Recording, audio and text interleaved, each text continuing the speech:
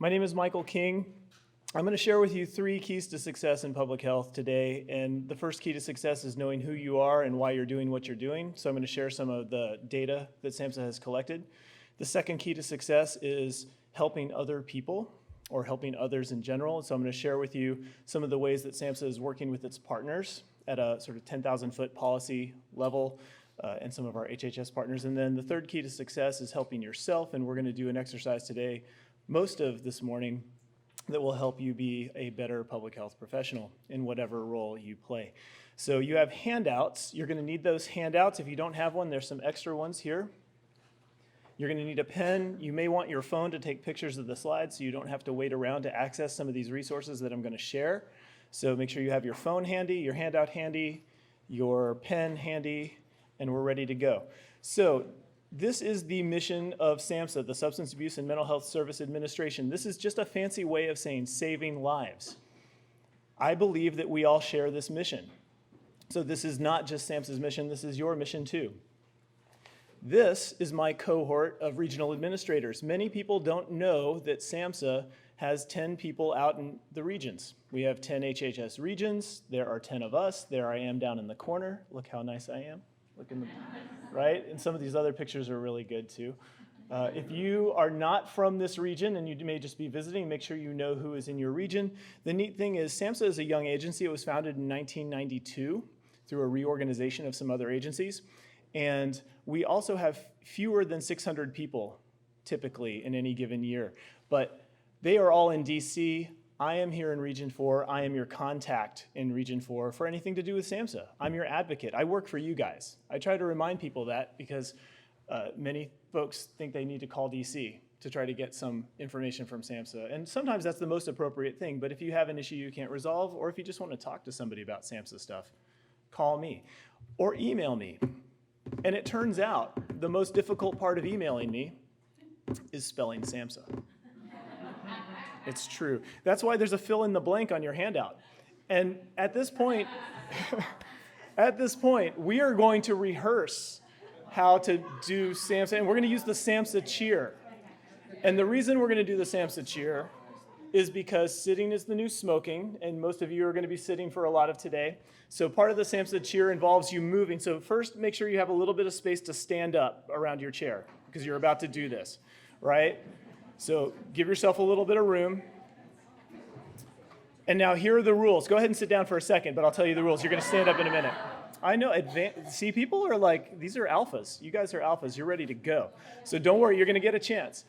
Here are the rules. When I go like this, you are going to, this part of the room right here, this sort of segment, is going to stand up, and you're going to say SA, and then you're going to sit down. Stand up, SA, sit down. Then I'm going to go like this, and you're going to stand up and say MH for mental health and sit down. And then that side of the room, normally I would be moving around. You guys can hear me. I'm going to use my outside voice. You guys are going to stand up and you're going to say SA. And then you're going to sit down. And it will be the wave. Look at that. How nice is that? Are you guys ready for this? Do you have a safe space around you? Did you all sign the disclaimer? All right, here we go. Ready? Go.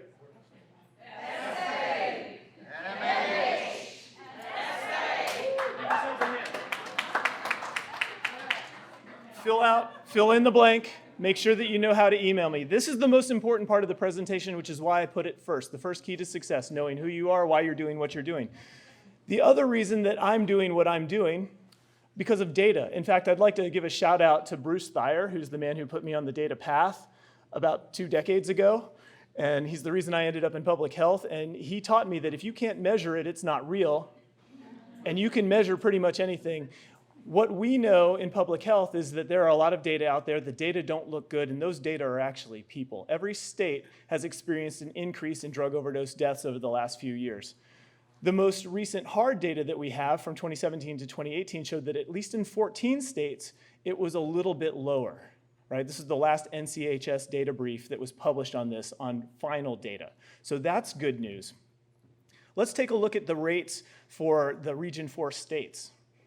What's nice is that there is no Region 4 state in that top 5. Rates are great because they control for population differences, right? When we're comparing one area to another area. Also, they control for different age distributions. So we can really make decent comparisons, right? So none of our states made the top 5, but here's a problem. Uh-oh.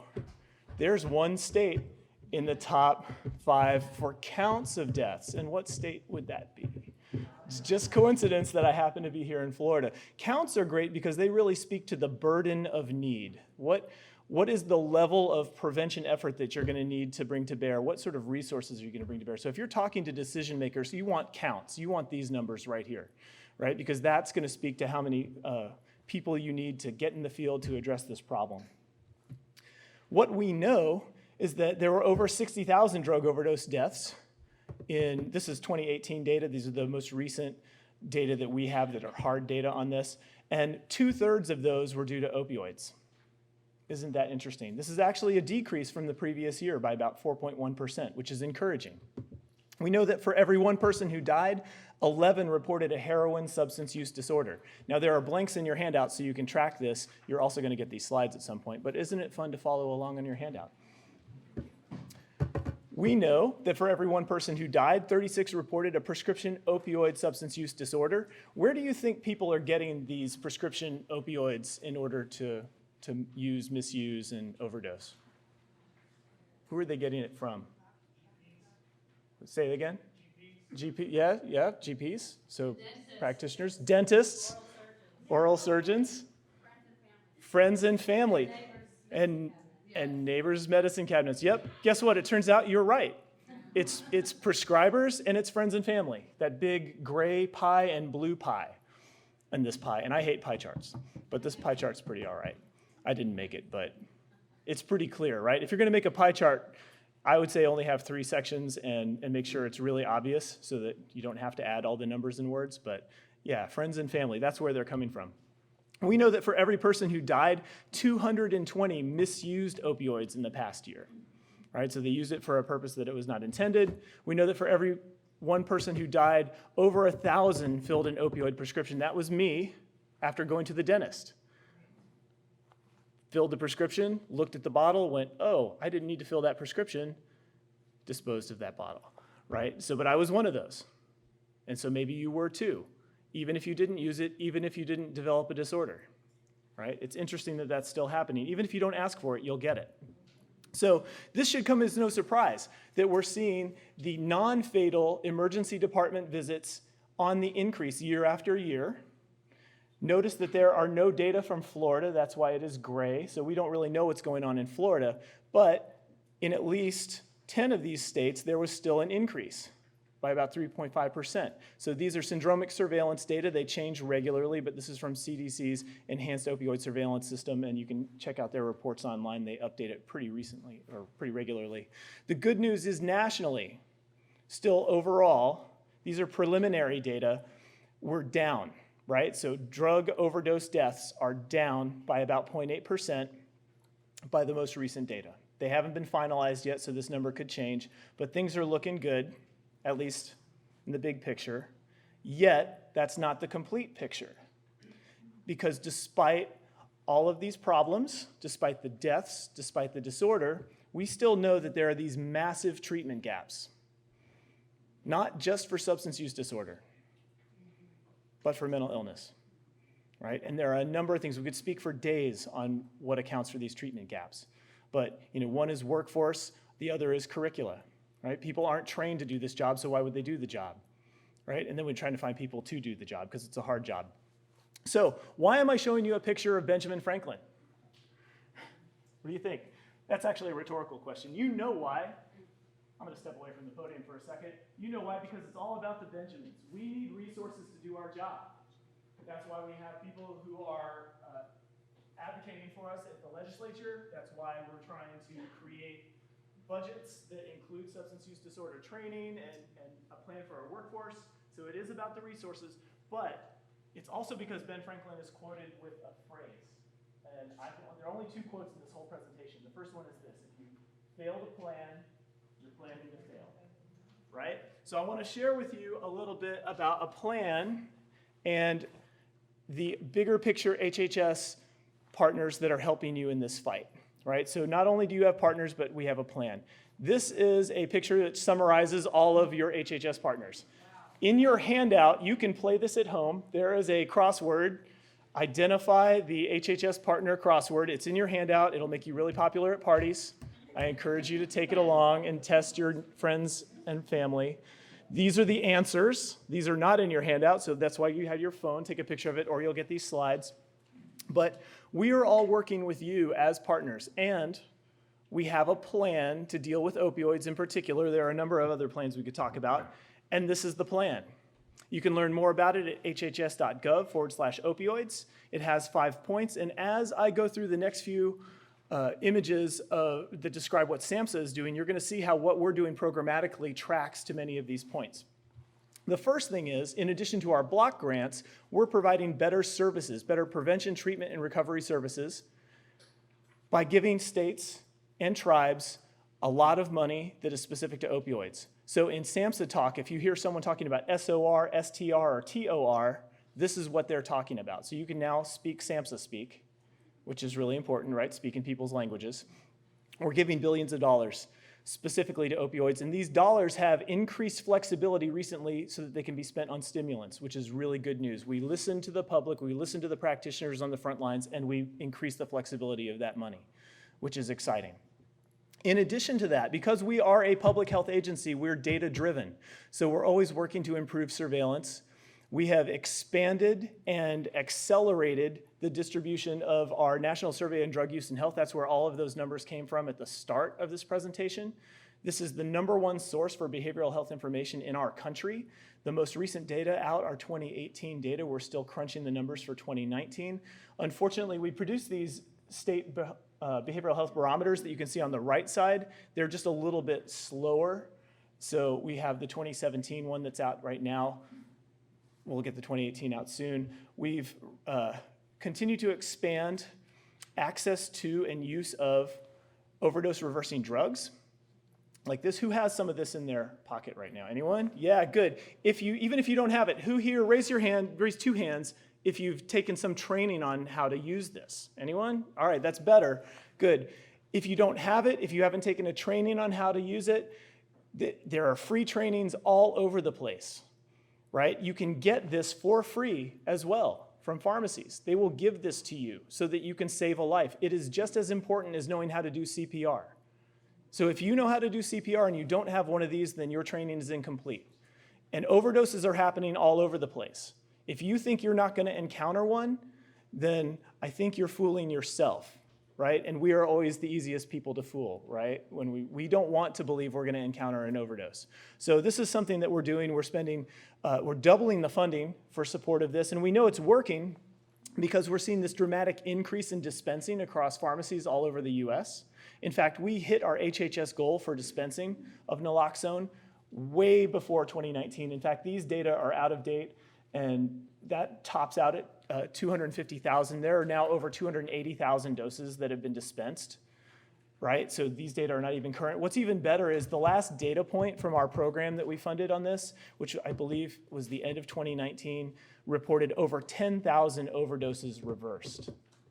Those aren't just overdoses, those are people. 10,000 lives that were reversed because somebody like you went and got that little nasal spray and figured out how to do it and put it in their pocket.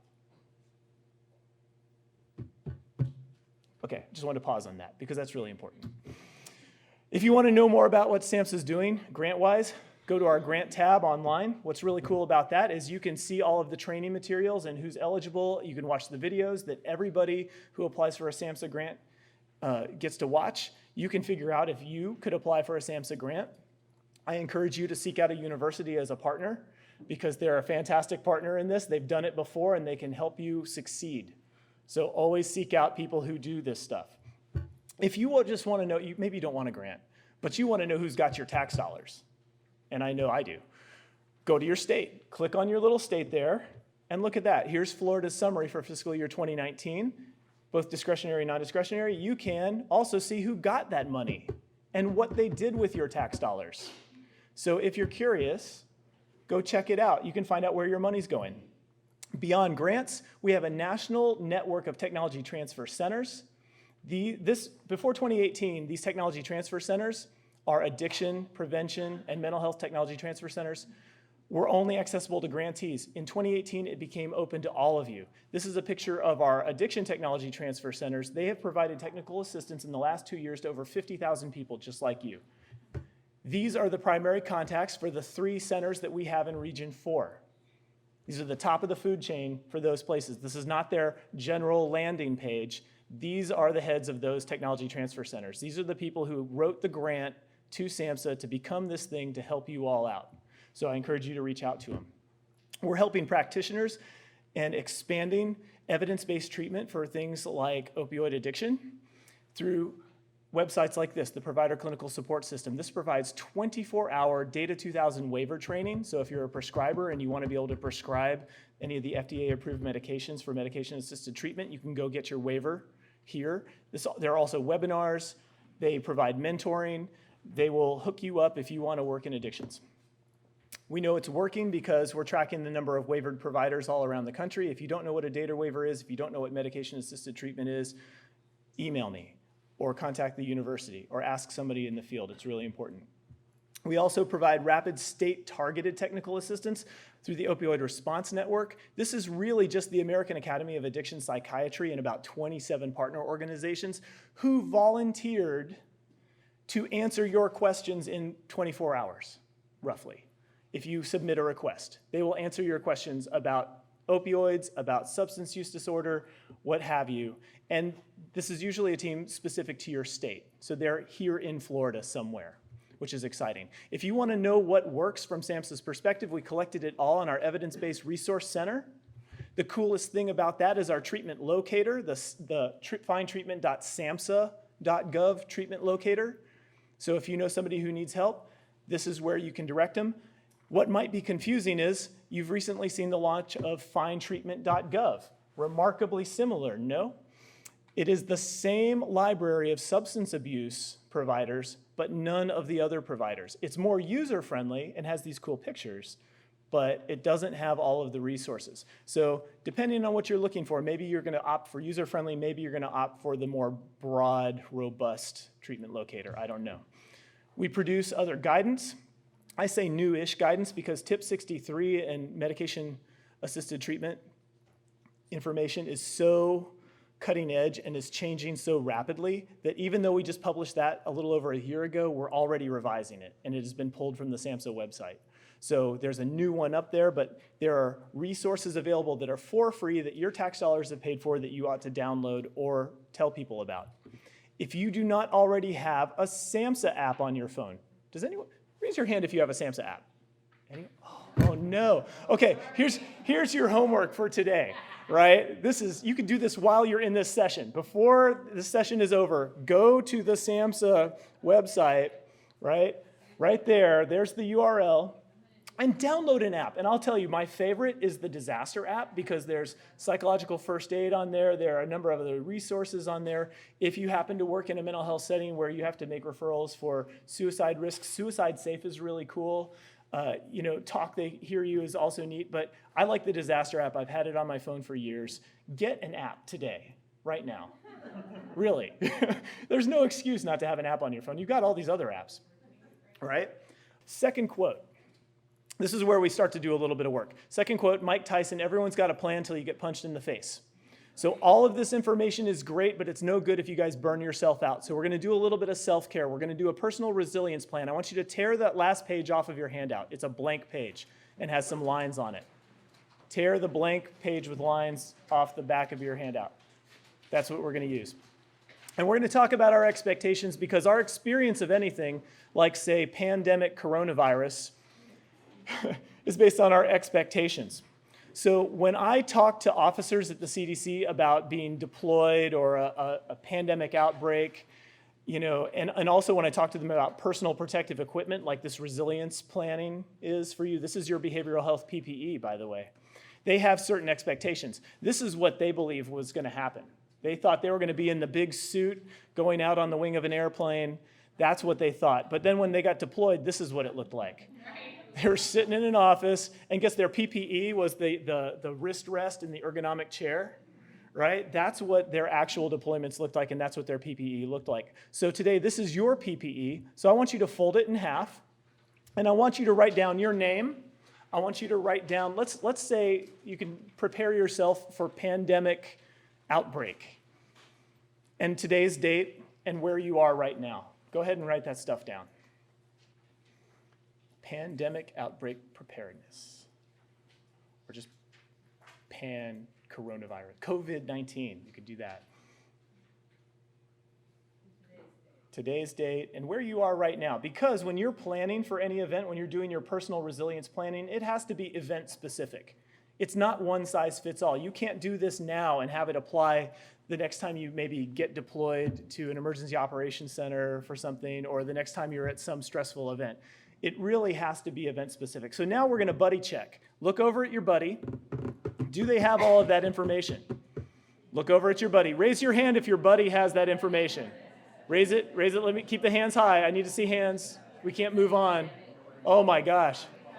Let's see, raise your hand as your buddy gets the information. I'm waiting to see more hands because we need to be oriented ×3 before we can move on. All right, go ahead and put your hands down. If your buddy doesn't have that information, if they don't know who they are, where they are, or what day it is, you need to keep an eye on them right now. Really, watch out. Now open up your thing, write down predict problems and personal challenges. We're making our own handout as we go. Look at that, I know, we're keeping you busy. Predict problems and personal challenges, and still keep an eye on that buddy who didn't know who they were, because they're dangerous.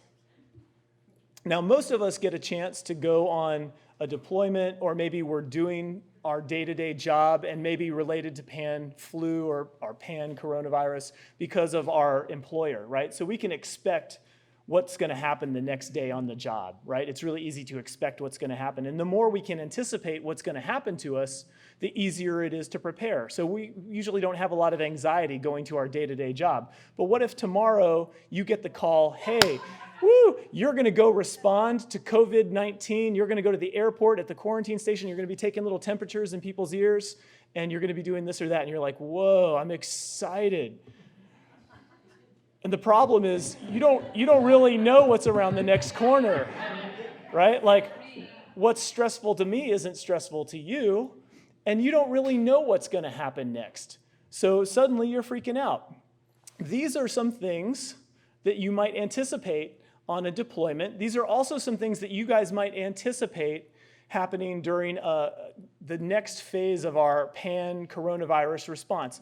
I want you to write down some of the things you think are gonna happen in the next few months or weeks that you may anticipate. You may have already experienced something like people not wanting to shake your hand, right? Write down some of the things you think are gonna happen related to flu or related to coronavirus, because these are really the same thing. In the next few weeks and months, what are the stressors you're gonna see in the news socially? Hopefully you're not gonna witness mass destruction. Hopefully you might see limited resources. You might encounter difficult supervisors or colleagues. You might have austere living conditions. Hopefully you won't lose any colleagues or have to make life and death decisions. Hope not. You might have more intense workloads as people end up teleworking or getting sick. And also write down what things might challenge you personally. Like if you're a hugger, not being able to hug people, yeah, I mean, that's legit, you know, that's a connection thing. So what are your personal challenges related to the next few months? At least one. Think about like what might be really tough for you. Yeah, if I'm a hugger, and it's hard not to go in for that above, side, whatever have you. All right, now on the right side of your little handout, write predict or prescribe protection. This is how you take care of yourself. Now, some of you may recognize the Marvel's X-Men. They had this really cool room called the Danger Room where they prepared for their missions. This is our Danger Room today. So we're gonna practice a few things. First, we're gonna breathe, right? Our only unconscious process that is directly related to our nervous system we can consciously control. Inhale for 4. Give it to me. Hold. Exhale for 4. Hold. And repeat it a few times at your own. Right, now we're breathing. That's good. That's a first sign, right? If you're not breathing, bad things are happening. Now, take a look around the room.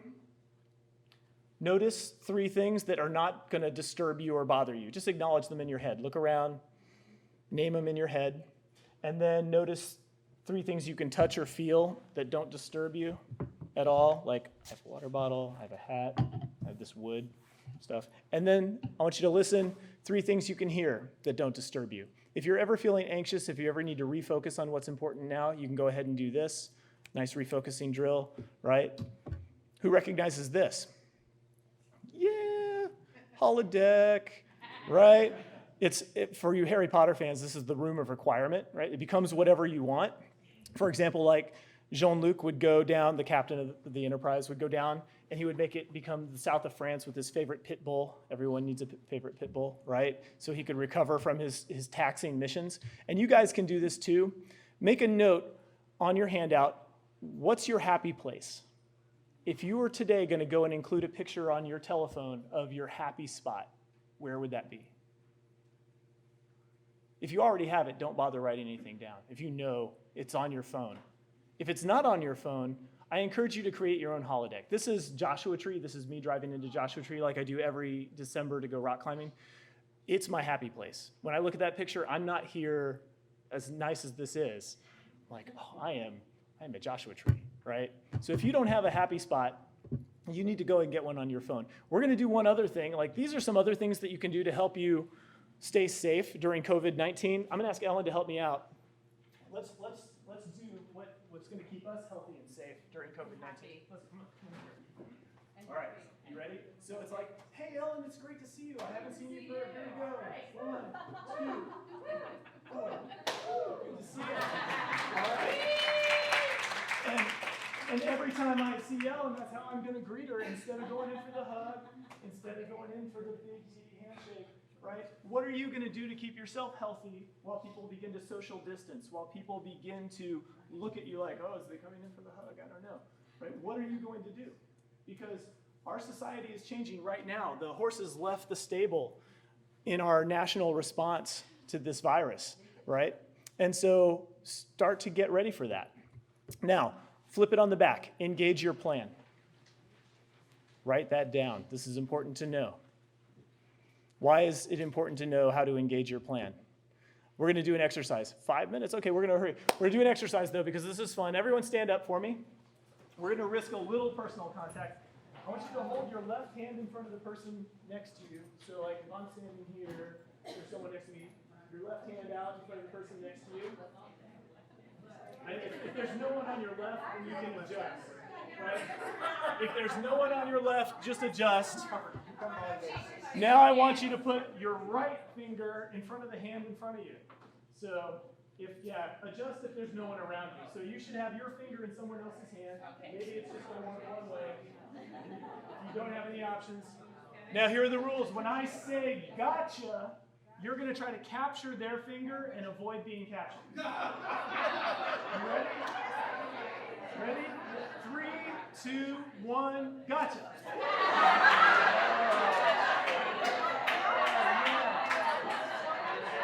All right. Okay, wait. I know it's not fair.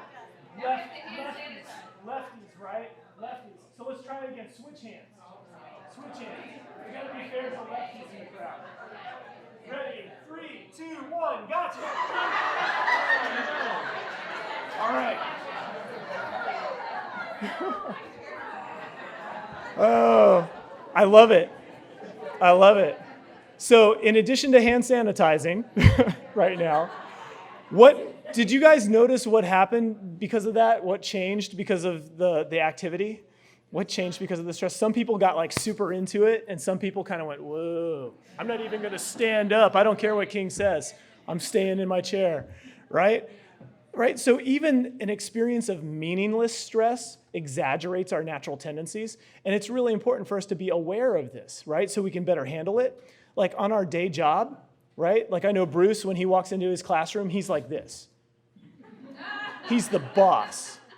I know, because I was there. I saw it. You walk in, right? And maybe you go somewhere, like maybe you go to a conference or you're working in another office and you're not doing what you're accustomed to doing, or you're doing something new and you're more like the little cub, right? Maybe that's you. That was me in Bruce's class. Or after several days, 15-hour days, you're like dog tired and you're just zoned out and you can't handle it. Or you're at a conference, right? Or you're somewhere else and you can't get your mocha frappuccino like you want. And you're like, they didn't have soy milk. They didn't have it. So all that really matters is you know what you look like under stress, right? So you can anticipate it and you can know when to engage your plan and avoid any catastrophe. Like all these, that's my cat line. I know, right? I had to. So these are some common stress reactions. I want you to write down what you look like under stress on that engage plan. And you can even say, I will engage my plan when. This is contracting with yourself, social contracting, right? We do this. I don't know how predictive this really is of actual engaging your plan, but do it. When I come to your keynote, I'll do what you ask me. Promise. So, it's normal to expect people to bounce back, right? Most people are resilient. Do you guys remember? Does anyone remember who this person is? Yeah, okay, so some people have looked in the History Channel, right? This is, for the newer folks in the crowd, we'll go with Elastigirl, because the whole point is most people bounce back. Most of you have probably gotten by just fine without writing down your personal resilience plan, right? But just think about how much more super you would be if you actually had a plan that you wrote down and you worked it a little bit, yeah? Because guess what? You guys are at risk. We know the literature tells us that 10 to 20% of you will develop a new onset disorder after responding to a stressful event. Like say you get deployed or maybe COVID-19, you get roped into that response somehow, right? And what's worse about that is that you guys are gonna suffer in silence more than anybody else. First responders have a tendency to not ask for help and we don't know why. And what it looks like is you're driving down the street with a taillight out. You think you know what you look like under stress. You think you got this handled, I'm a pro, right? But wouldn't you rather a buddy say, hey, Ellen, pull it over. You've got a taillight out. You need to go take a break, or you've been working these really long hours. Take a day off. You know, and we're the last ones who want to take that advice, right? So what I want you to do is on the front page, write the name of who you're going to call when you start to feel a little too stressed out. I don't care who it is. Who's your battle buddy? Write their name down. You probably don't know their phone number because none of us have memorized phone numbers anymore. But write their name at least, so you have that at the top of your frontal cortex there. You can actually access it rapidly, right? If you don't know the number for your EAP, go ahead and write down the National Helpline. This is something SAMHSA sponsors. But also check out your EAP. They're great. You know, if you don't know that number, if you've never bothered to look, use it, really. They want to be used. They want to help out. So you guys are all rock stars, right? You all are pretty super on your own, but we're so much more super when we work as a team. So you've got your battle buddy. You've got SAMHSA now. You know that there's somebody in your region who's your partner. If you do that HHS crossword, you'll know a little bit more. It's a lot of fun. Trust me. You'll have no idea. You know your partners. Please use us. Remember to stay flexible. You're the stars in my sky, and you're great on your own, but constellations are even cooler. So I'm happy to be here. Thank you guys for playing along.